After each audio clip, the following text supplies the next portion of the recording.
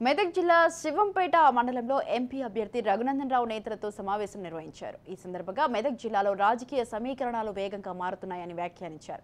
6 నెలలు కూడా కాలేదు, ఒకరు కారు దిగారు, ఇంకొకరు దిగడానికి సిద్ధంగా ఉన్నారన్నారు.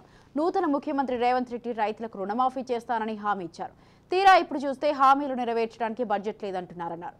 9,000 కోట్ల రూపాయలు లోన్ రూపంగా ఇచ్చి తెలంగాణ ప్రజలను ఆదుకుంది బీజేపీ అన్నారు.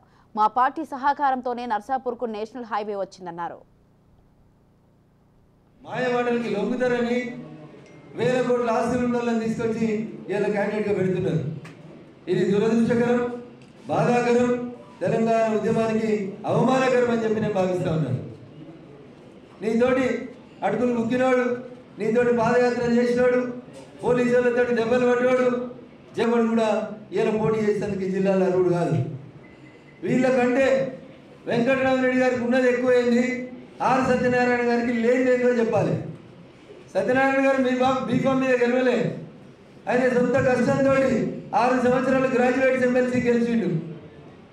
జై తెలంగాణ కోసం ఎమ్మెల్యేలు ఎమ్మెల్సీలు రాజీనామా చేయండి, ఇంకా 5 ఏళ్ళు పదవీ కాలం ఉండగా రాజీనామా సత్యనారాయణ గారు ఇవాళ దాకా మరి ఇలా మెదక్ ఎంపీ ఇవ్వచ్చు కదా, ఒక బీసీ బిడ్డ కదా, చదువుకున్నాడు కదా, ఆయన సొంతంగా గెలిచిన 6 ఏళ్ళ ఎమ్మెల్సీని 1 ఏడాదికే మీరు పోగొట్టిరు కదా.